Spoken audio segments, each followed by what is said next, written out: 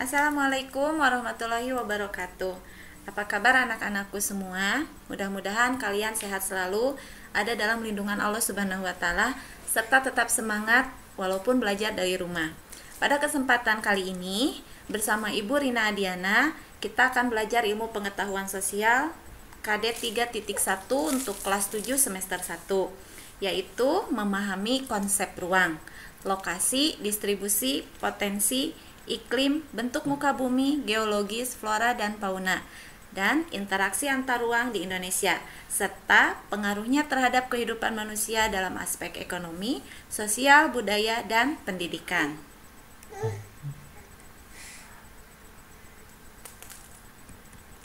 Nah, untuk materi pertama ini, yaitu ruang dan interaksi antar ruang, tujuan pembelajaran yang harus kalian pahami setelah belajar nanti yaitu: 1.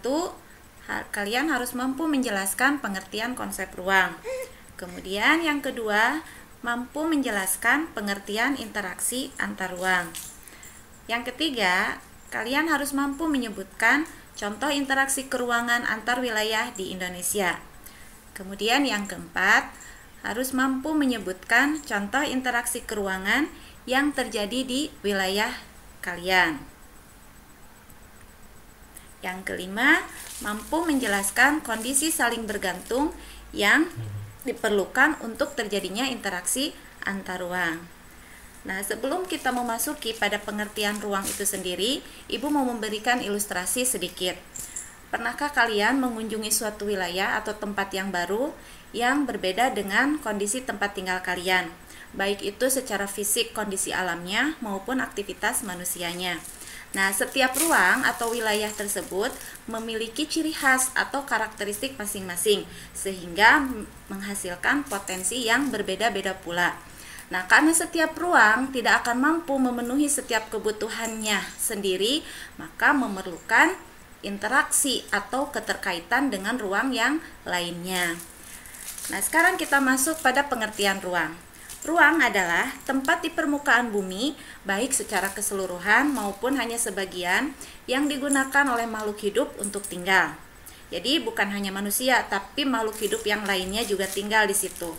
Nah, setiap ruang memiliki karakteristik yang berbeda yang kemudian menciptakan keterkaitan antar ruang di permukaan bumi. Perbedaan karakteristik ruang juga menyebabkan adanya interaksi antar ruang, karena setiap ruang membutuhkan ruang yang lainnya untuk memenuhi kebutuhan hidupnya, seperti yang sudah Ibu jelaskan tadi.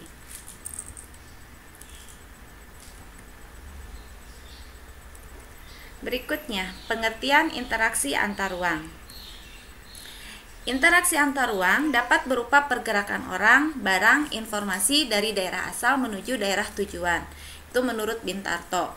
Jadi bukan hanya manusia, tapi berpindahnya barang misalnya, atau informasi dari negara A ke negara B, itu juga termasuk dalam interaksi antar ruang. Nah, interaksi itu merupakan suatu proses yang sifatnya timbal balik dan mempunyai pengaruh terhadap tingkah laku, baik melalui kontak langsung atau tidak langsung, melalui media tertentu.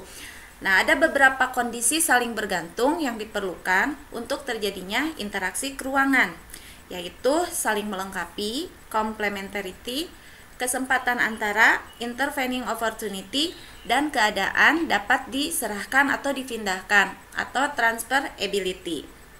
Untuk ilustrasinya, bisa kalian lihat pada gambar ini. Ini untuk complementarity atau saling melengkapi. Di sini diilustrasikan ada wilayah A yang surplus sayuran. Kemudian ada wilayah B yang surplus ikan. Kemudian mereka masing-masing saling berinteraksi atau saling memenuhi kebutuhan masing-masing. Wilayah A membutuhkan ikan, maka membeli atau mengambil dari wilayah B. Begitupun sebaliknya. Kemudian yang kedua, kesempatan antara atau intervening opportunity.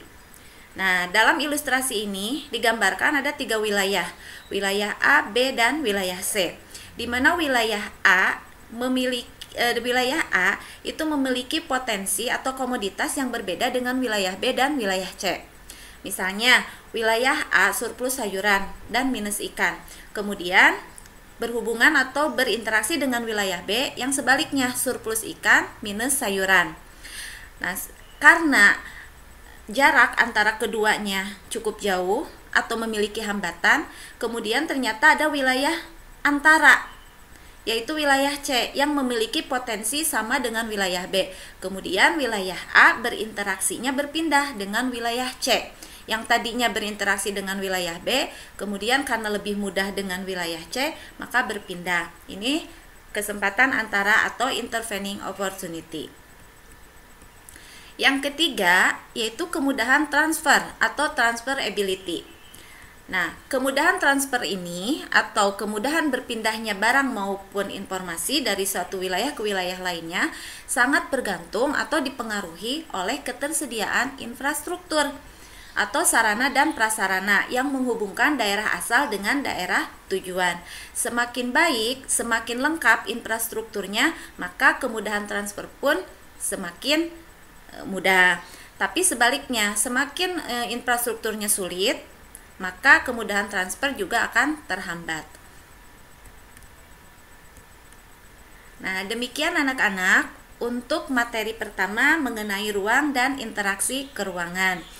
Untuk selanjutnya, materi tersebut kalian dapat dalami dalam buku paket yang telah dibagikan masing-masing.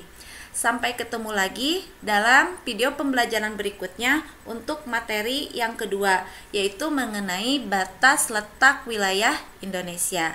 Assalamualaikum warahmatullahi wabarakatuh.